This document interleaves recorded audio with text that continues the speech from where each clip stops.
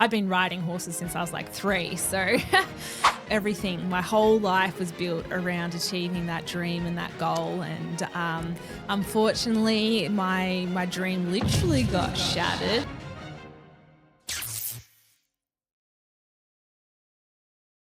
Welcome back, Hacia. Thank you for having me. Oh, it's amazing. So much fun.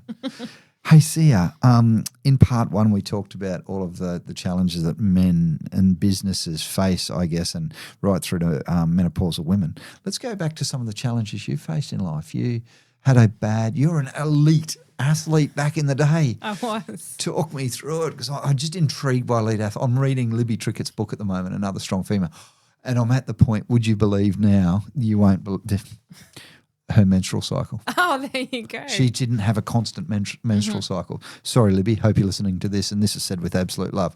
She, hers could go from 60 days, or it could be 30, it could be 15, and it made it hard to be pregnant for Libby as an elite sports person. Yeah.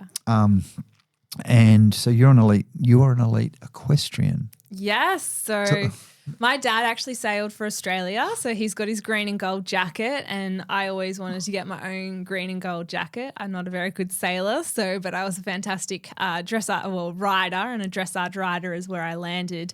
I've been riding horses since I was like 3, so and that was what everything, my whole life was built around achieving that dream and that goal. And unfortunately, my dream literally got shattered. So I was training one very cold winter's evening in July, and my young horse reared up and I fell off, and she decided this was a great opportunity for role reversal. After all of those years of me sitting on top of her, she actually sat down on top of me. So her back legs gave way. Her 600 kilos came crushing down on top of me.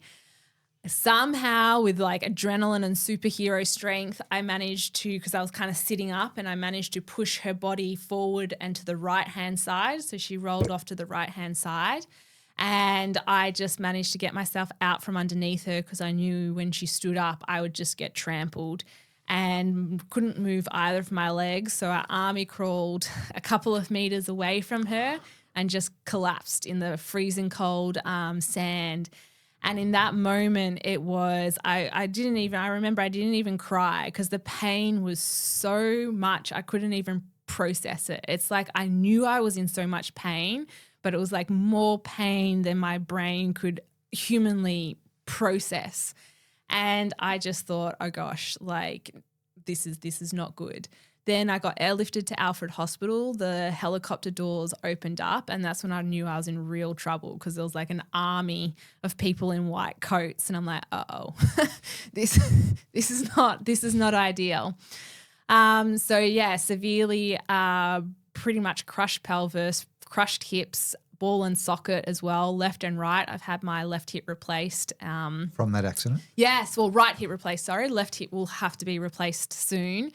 So, yeah, I've had over 30 surgeries since the accident. So it's been a long journey, but the beginning of the journey was after a 9-hour surgery, woke up non-weight bearing for 3 months, 6 months in hospital all up.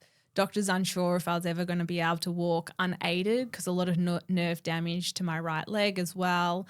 And that was just a horrific journey. Everyone always thinks it's the pain that was the worst thing. But the worst thing is when your body literally becomes a coffin. Like if I wanted to go outside, a whole medical team would have to transfer me to a bed. I'd get strapped down like cargo with like these kind of seatbelt straps. And then I'd get pushed outside, and I could spend an hour in the sunshine. And then that whole process repeat. To have a shower, I got transferred to this very cold, hard plastic tub that they'd put the sides up down, and they would hose me down like a racehorse, pretty much. And I'd just have to lie there while the medical team just literally hosed me down and cleaned me to get a full shower. Other than that, it was just bed baths and things like that. So your whole identity gets stripped away. And you can't distract yourself with work or going out with friends or all of these other things that we do when we're going through a psychologically distressing state. You literally have to sit there, lie there with your thoughts and your emotions and everything. So at the time, it was just very traumatic. Now I look back on it and what a gift, because that led me to my love of positive psychology.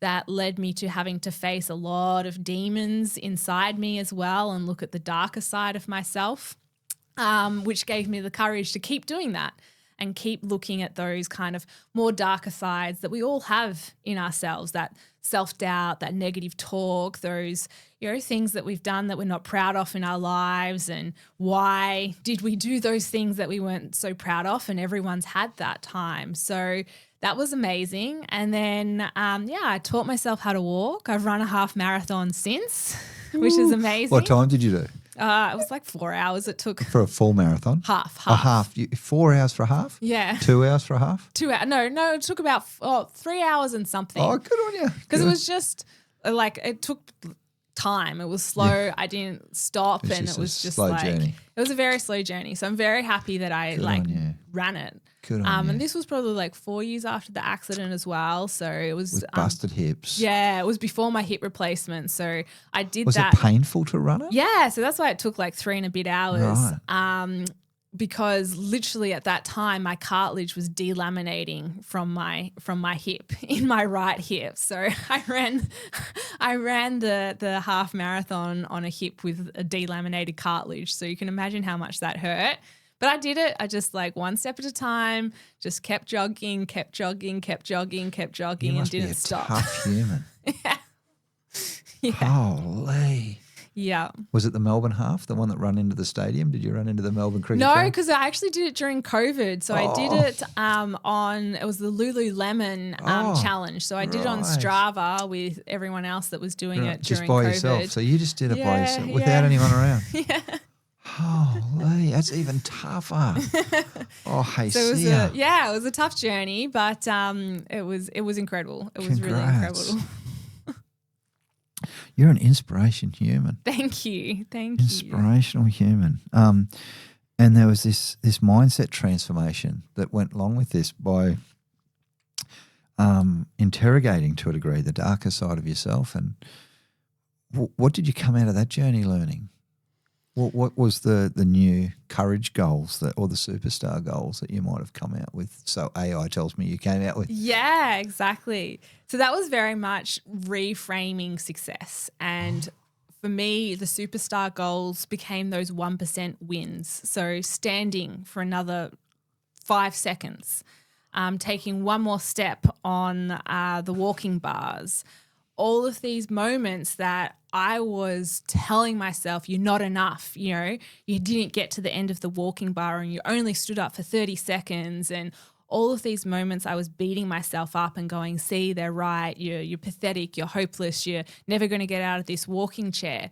All of a sudden I turned around, I thought, from where I've been, from 117 days of not standing on land to standing for a few seconds, 10, 20 seconds, that's a superstar achievement. That is a gold medal in comparison from the fact that the horse could have landed on me slightly different and I would not be having this conversation to standing on land.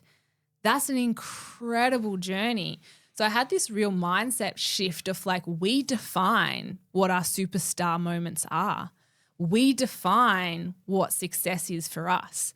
And so for me, superstar moments have been standing on land for the first time, self-showering after some of my surgeries where I couldn't self-shower, and then my first self-showering, sometimes getting up, getting dressed and leaving my bedroom and going and lying on the couch.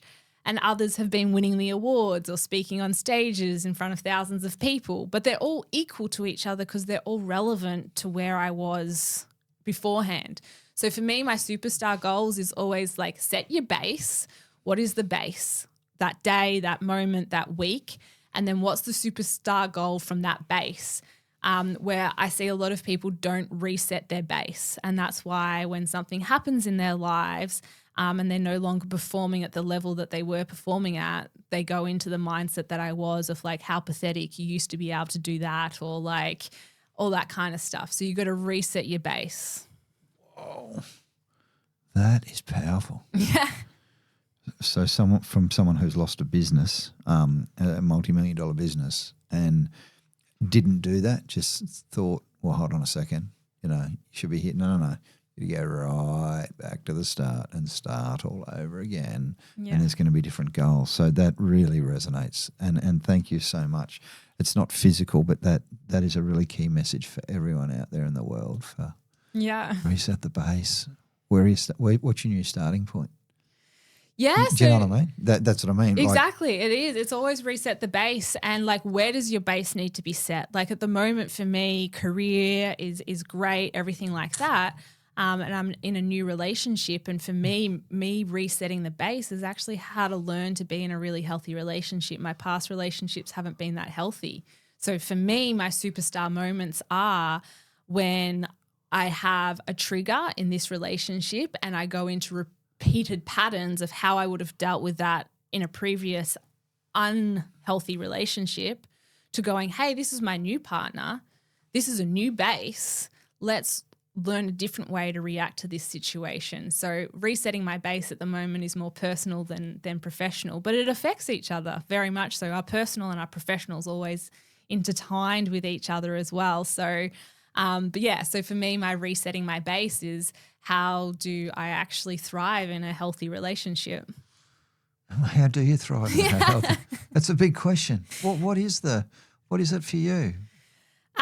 For me, it's again stepping into that state of incompetence and knowing that I'm actually incompetent in this, to the point my partner had a session with my psychologist. Oh, is that right? Yeah, I asked because he was asking me, how do I show up? How do I support you? And I said, I honestly don't know how to answer that question. It's giving me a lot of anxiety trying to answer that question because I know you want an answer and I don't know how to answer it, and that's putting me into a negative spiral of like, how pathetic, you don't even know how to answer this question.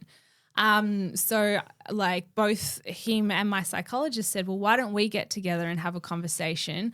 I can speak to him and give him some of the tools and explain what you've been through in previous relationships and different things like that. And then as a team, we can all work out what support looks like for you and for your healing journey. This is a different healing journey to my accident. It's a psychological and emotional healing journey. So that's been really challenging for me, I guess. That's my biggest challenge at the moment. And how's your partner gone? Does he feel like he's now part of a team and learnt the skills that do you feel supported? Yeah, I do. And that's what I mean. Like, that's what I said to him. He's American, obviously. Oh, yeah. And I just said, like, the fact that you've had that meeting is the biggest form of support ever. Like, I feel so seen. I feel so heard. I feel so supported. And understood. And just the fact that you did that has taken such a massive weight off my shoulders. And I feel like it is okay to say, I don't know how to answer that. And together, all of us are going to work out how to answer what supporting me looks like in a relationship from a from a psychological and emotional level. So I don't have to white knuckle my way through things anymore. And we can work on it together of what co-creating support in our relationship looks like. Whoa. Co-create support. Yeah. Learning a lot of new words today. Co-create. Yeah, but that's been my biggest moment of courage to actually go, hey, I don't actually know how to communicate how to support me. Whoa. And that was creating conflict in our relationship because And he wanted to anxiety show for you. up. Yeah, he wanted to show up and be the best man he can be for me. And I wasn't giving him the roadmap because I didn't know the answer. And then I was getting super anxious about it. And then conflict started happening. And conflict always happens in personal relationship and professional relationships. It's how you reconnect after conflict that matters. And I think him going and spending time with my psychologist to learn how to support me was such a beautiful way of how we reconnect after the conflict that was getting created because I didn't know how to answer the question. Whoa. Thank you for You're sharing. so welcome. What a great story.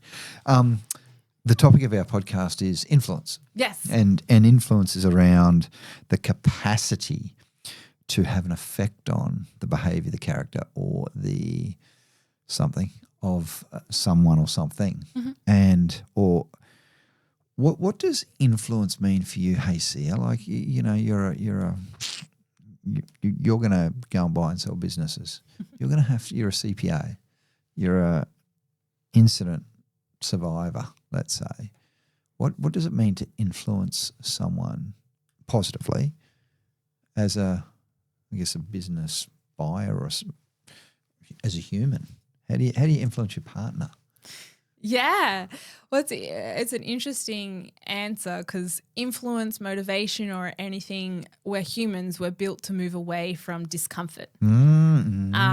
So when you're influencing someone, it's identifying where is the discomfort that they're moving away from.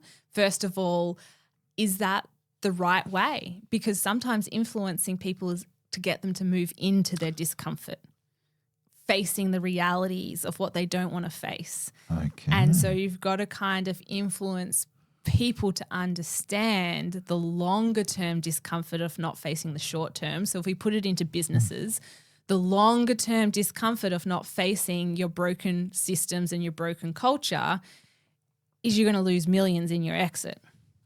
So what discomfort do we want to have? Like an exit price that is undervalued, or looking at yourself and how you as the leader and business owner is contributing to poor culture and poor processes. And that's how I influence, is like, I'll work with you with whichever one you want to choose. If you just want to choose, I don't want to look at myself and I want to get less money for my business. I'm okay with that. That's fine. We'll find someone that wants to buy your business and fix it up. There's Right. lots of private equity out there that would love to buy your business because it's a quick, easy fix, because they'll put the right processes in there and they'll work with the people, and then they'll be able to flip this very, very quickly. So there's tons of buyers there for that mindset, and I'll work with you. That's absolutely fine. Whoa. Or if you want to hold up the mirror and really look at the discomfort of, we need to improve your processes and improve your people, which all starts with you as the leader, let's do that heavy lifting and the reward will be millions down the end. So in a short way, influence is, understanding where the discomfort is. Are you going to lean into it or are you going to lean away from it? And then where do you go from that? That is so well articulated. What is the discomfort, and are you leaning in and out? And the other thing that I heard is it short or long term too. Yeah. What are you willing to tolerate? Exactly. It's probably a part of it. Yeah, exactly. And we're very good, like our brains are anchored in the moment. Like we want instant gratification and instant comfort now. But instant comfort now doesn't lead to greater rewards down the track. I could have easily sat in my wheelchair. That was a lot more comfortable than standing and learning to walk again. I had to face horrific amounts of pain to be able to do that. But then I couldn't have run a marathon. I couldn't have the independence and freedom that I have now. So I had to face extreme discomfort, and that's how I influenced myself to go through that discomfort of think about walking your dogs in the park. Think about getting back into your high heels. Wow. You've got all these beautiful shoes that you love wearing. Like, what is greater, the pain of never being able to walk my dogs in the park or the pain of standing up right now? What is greater? What discomfort is greater? Yeah. Whoa. And from a psychology point of view, you've got to make both now. So like if I had the choice to stay in this wheelchair or take my dogs for a walk, which one's going to be more uncomfortable? Well, it's going to be staying in my wheelchair. Trying to walk dogs in the wheelchair. Yeah, exactly. So whatever that future reward is, if it's business and you're thinking about that exit, well, an exit of 10 million or 15 million. Big deal. Big difference. Deal. What's that 5 million mean to you? And how's that 5 million difference going to change your life? And use that as the influence to look in the mirror of how you improve your people and your processes.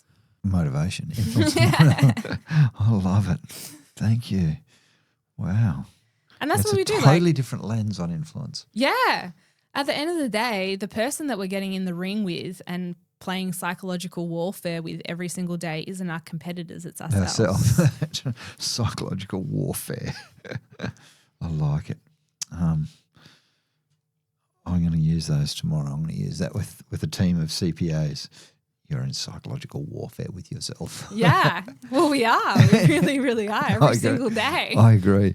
And business owners that I just got a 50 grand tax bill. Shout out to the ATO. Thank you so much for allowing me to be a bank for you and hold all that money for you and not, pay me to do that. And then charge me interest if it's late. Yeah. So thank you. Go the ATO. And I love the positive psychology and courage.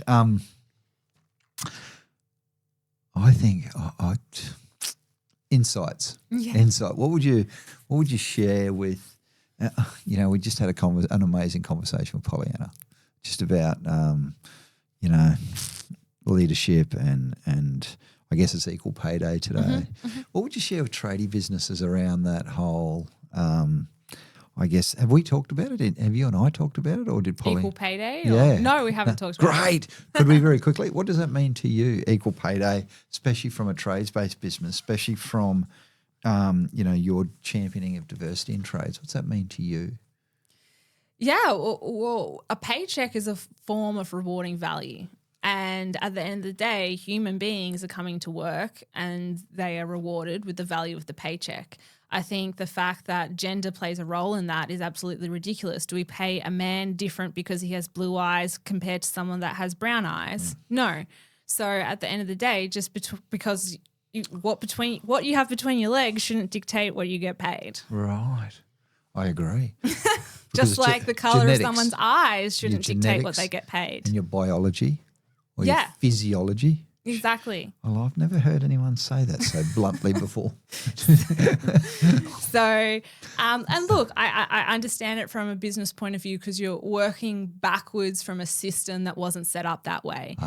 You're working backwards from a system that undervalued the female skill set in the workforce. Like where we're at now, especially in trades businesses, is very anchored into the Industrial Revolution era of business. The way we treat humans, particularly men in the industry, is pretty much that mindset of the Industrial Revolution. You come to work, you shut up, you do your job, you take your paycheck, you go home. Your feelings are irrelevant.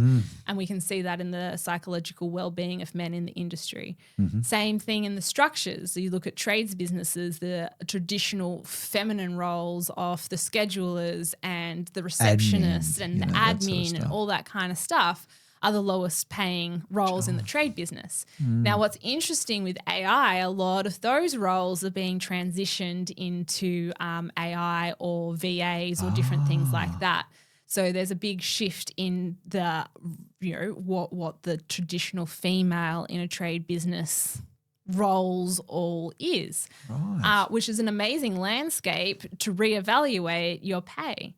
But at the end of the day, if you're looking at roles, if you've got a qualified carpenter that's a male and a female and that you're paying them different, my question is to you, what is your justification? Because they're a human being that's coming and whacking together frames or out there doing whatever the trade is. Why does it matter what they have between their legs? They're doing the job. I love that. Just because you have or you haven't got something between your legs shouldn't determine your paycheck. If they're doing the job, and that's the thing, like in trades, if you've got more licenses, if I look at plumbing, if you've got your type A, you got this, you got that, you're going to be on $5 more an hour than the other person. But a female could she be can have $5. a type A just as much as a man. So there's pay connected to skill sets, and this is where we should be. Pay should be connected to a skill set. I love it. Not to physical attributes. Physiology. You're amazing. Thank you for being so direct on that. So I think that's just, I think in a sentence, it shouldn't matter what you got between your legs that should determine your paycheck. I think that's beautifully put. Very quickly, last question of today. Thank you so much for being just an amazing podcast guest. Who should I talk to next?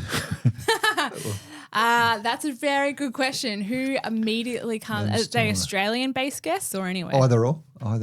Oh, well. Have you got someone in the States that you think would be an amazing? Well, actually in the UK. So someone called David Abel. I heard your podcast with David. I went and listened to the podcast.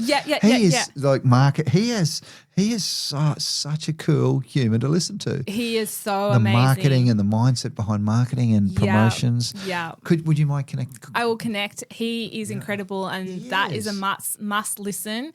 Especially if you want tips on marketing. Please listen to David Abel guru. and Hacia's chat with David, and he was so just beautifully articulate about what marketing means, and his story as well, which is quite amazing as well. It's a bit like yours and a bit like Pollyanna, who we spoke to today as well.